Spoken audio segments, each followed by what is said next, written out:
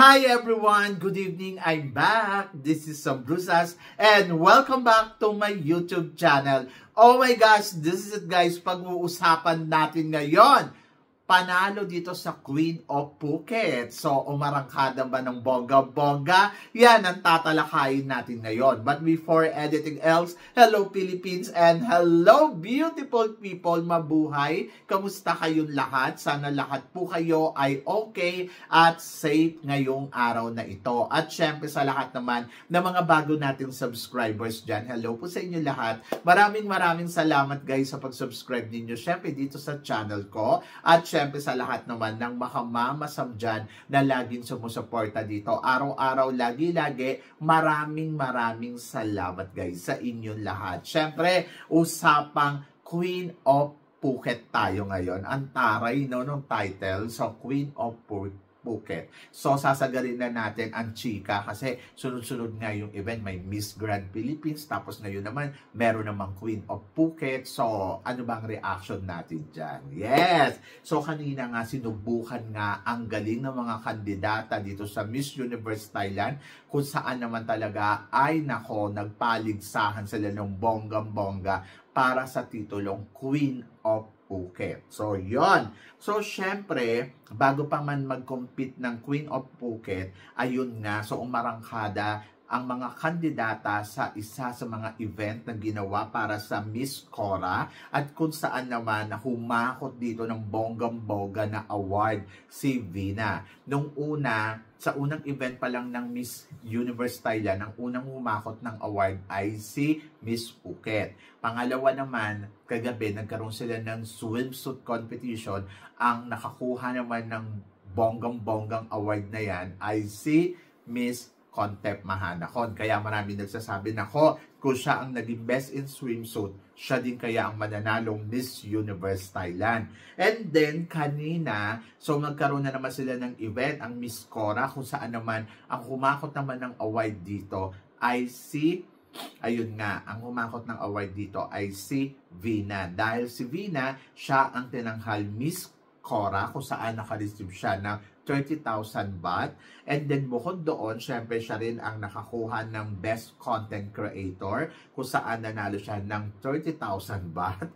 And then, another award na naman for Vina, ang Best Photogenic. Oho. Ang Miss Photogenic, syempre, ang special award nila dyan, ang price nila ay 30,000 baht. So, bongga, di ba? So, tatlong award ni Vina. Kala ko nga Best in Long Gown din eh. So, hindi. Siya yung nakakuha ng Miss Photogenic, Miss Content Creator, at saka ayun nga yung Miss Cora. Diba? So, akala ko kanina dito, siya din ang makakakuha ng titulo ng Miss Phuket. So, importante ba yung ano na to, event na to? Ewan ko ha, kasi kauna-unahan pa lang kasi ng Miss Universe Thailand under Mr. Nawat. At first time pa lang na nagkaroon ng ganitong award, kung saan naman nagkaroon ng competition dyan sa Phuket para sa Queen of Phuket na tinatawag. At si Miss Phuket nga, si Adele, ang nakakuha ng titulong yan. Syempre, sino-sino ba yung pumasok? First, nagkaroon sila ng top 22. After top 22, nakakuha naman sila ng 10 at top 12. Sa top 12, so andyan si Contep Mahanakon, andyan din si Nakonsita Marat. Si Nakonsita Marat, medyo parang nakikita ko na parang umuusbong to sa pageant, no? Kumbaga parang isa siya sa mga napapansin ngayon at maraming nagkakagusto sa kanyang mga Pinoy kay Nakonsita Marat. Andyan din syempre si Pratchwap Kirikan, si Samut Prakan. Si Samut Prakan kahapon pa to mahataw eh. Dahil si Samut Prakan, ano ba yung mga nakuhang award ni Samut Prakan? Yesterday, napasama siya doon sa Miss Glow Top 4. At ngayon naman, napasama pa rin siya dito sa Miss Phuket. Si Song Kla, ayan, pumasok din. Andyan din si Saraburi. Andiyan din si Phuket, syempre, si Nakhon-Nayok. Si Nakhon-Nayok, ayan yung lugar ni Nu, kung saan doon sila sa probinsya from Nakhon-Nayok. And then, ako naman, nakatira sa Samut Prakan. O, di ba? So, yon. And then, nandiyan din, syempre, si Chiang Mai. Si Chiang Mai, hindi din nawala sa eksena. Si Pathum Thani, si Luc Buri. Ay, si Luc Buri, nakausap ko yung mother neto.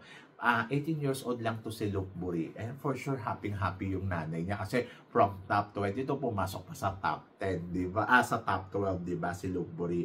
At saka si Uttaratit. Uttaratit. Yan.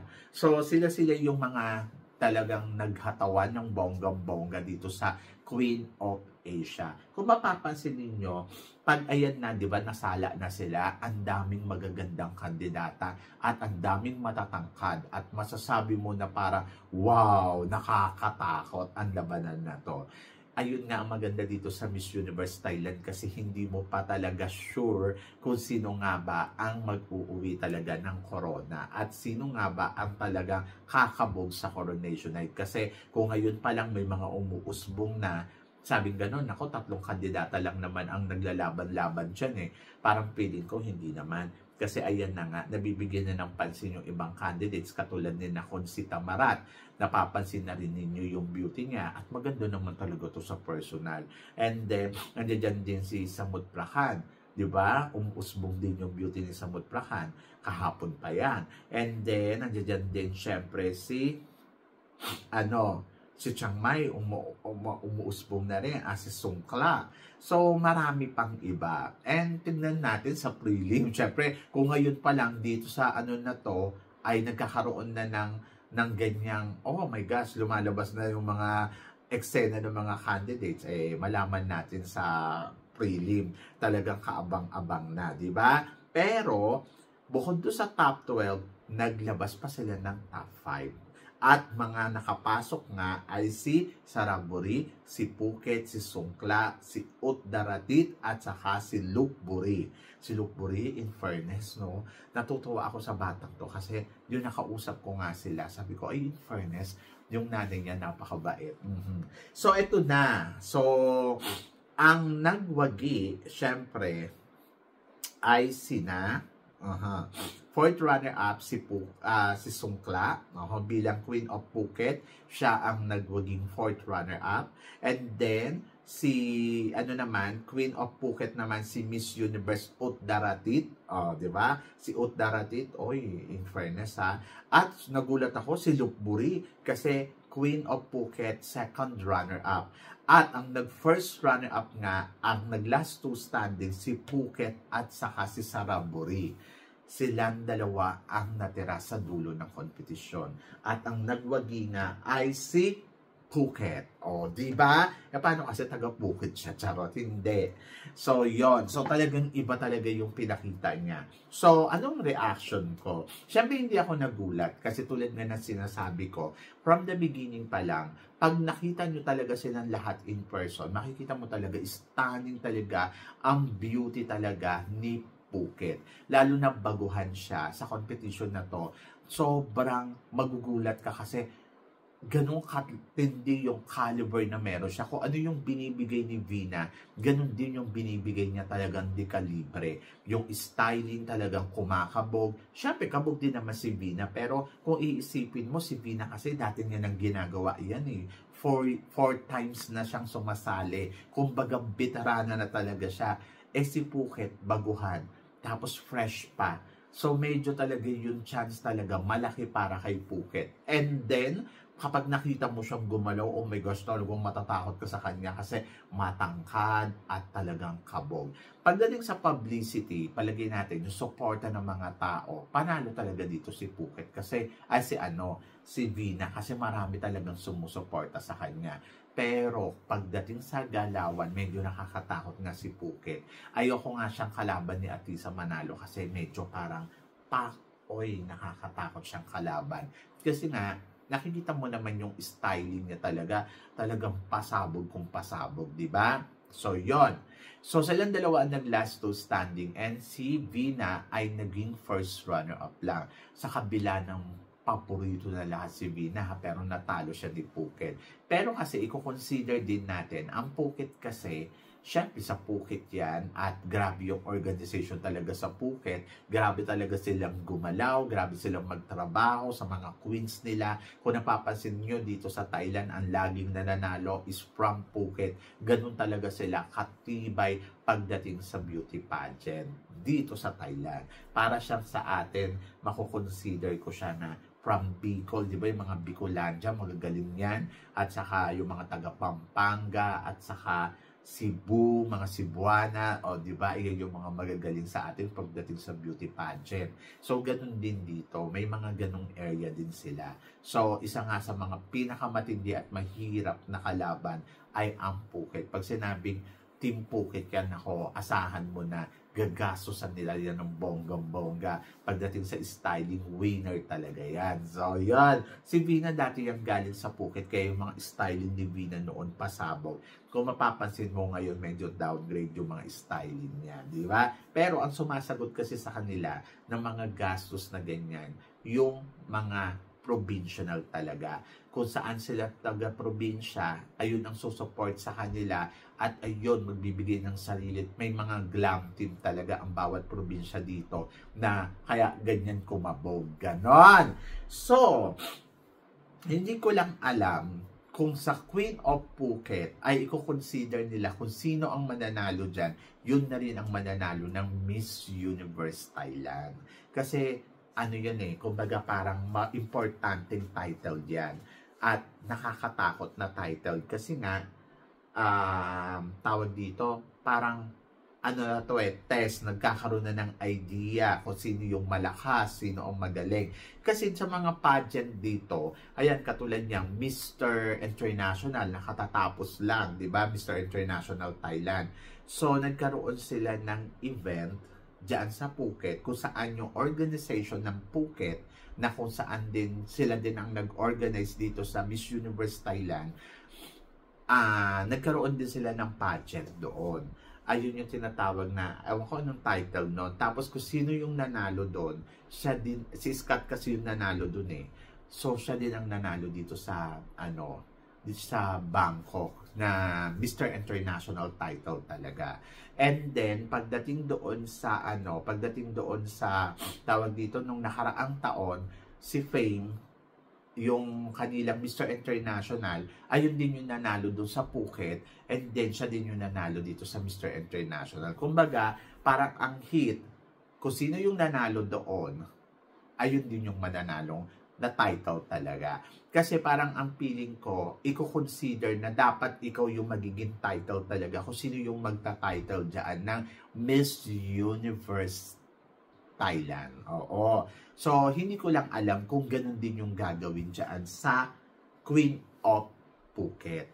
Na kung sino yung naging Queen of Phuket, siya din yung magiging Miss Universe Thailand. Kasi ibang ibang level yung title na yon. So, parang feeling ko taon-taon na nila gagawin yon. So, malalaman natin yan sa 23 kung ganun nga ba. Pero, nagulat ako kasi wala si Contep Mahanakon sa top 5 at sa hanggang top 12 lang siya. Oo, top 12 lang yung narating niya. Pero sa top 5 nalaglag siya. So, pagdating ba sa Coronation Night, possible ba na mabago ang lahat? Kasi itong larong to, isa na tong parang hit na parang pwedeng mabago ang laro ng ikot ng mundo sa mga girls na parang iniisip natin sila yung makakarating sa top 5, si Phuket, si Bangkok at saka si Saraburi.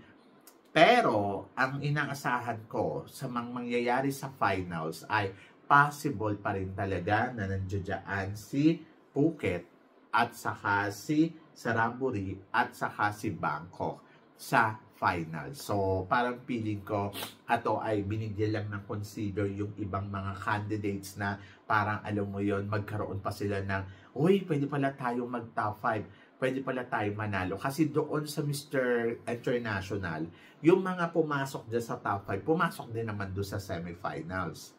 Pero, hindi na yung iba nakarating ng top 5. Yung nakarating lang 3. Kasi si Timmy nandoon, tapos nakapasok sa top 5 dito sa Tapos sino pa to? Ayun nga, 3 lang yung nakarating, tapos nabago na yung iba. So, ibig sabihin, may 2 dyan na babaguhin. At kung sino yon, yun yung aabangan natin sa coronation ng ng Miss Universe Thailand. For now, ang nakikita ko dito sa labanan ng Phuket, malakas talaga si Saraburi at saka si Phuket. And then, i-consider ko din, malakas din naman talaga si Kontep Mahanakon. Ang hindi ko lang pa sure kung ang nanalo ba ng Queen of Asia ay siya na ang mananalong Miss Universe Thailand. But for now, to be honest sa inyo guys, mas nakikita ko talaga na malaki ang chance ni Phuket na may uwi ang corona ng Miss Universe Thailand ngayong taon na to. But, tignan pa rin natin kasi ngayong pagbalik nila dito sa Bangkok, bukas, nandito na yata sila sa Bangkok, sa darating na Friday, so babalik na sila dito sa Bangkok. So, sa 17, closed door interview na. Sa Saturday yata yung closed door interview. And then, sa Monday, national costume, then preliminary competition and coronation night. So, sa madaling salita, mas magiging matindi ang labanan nila sa mga darating pa ng mga araw dito sa Miss Universe Thailand. So, yun yung abangan natin. Kaya, standby lang tayo. But for now, guys, tingin ninyo kung sino nga ba ang nanalong Miss Phuket, siya nga ba ang mananalo Miss Universe Thailand. So, please comment below para at least malaman ko naman kung ano naman ang chika mo dito sa mga tinatalakay natin. So, yun. So, syempre maraming salamat sa inyong lahat sa suporta at pagmamahal na binibigay ninyo syempre dito sa channel ko. At sa mga hindi pa po nakaka-subscribe, please don't forget to click like and subscribe my channel at i-click nyo na rin po ang notification bell to more updated, syempre, sa ating mga chika. Sabi nga ganon, always keep smiling and laban lang. So guys, hanggang dito na lang. Hanggang sa muli nating chikahan. See you tomorrow. Thank you guys.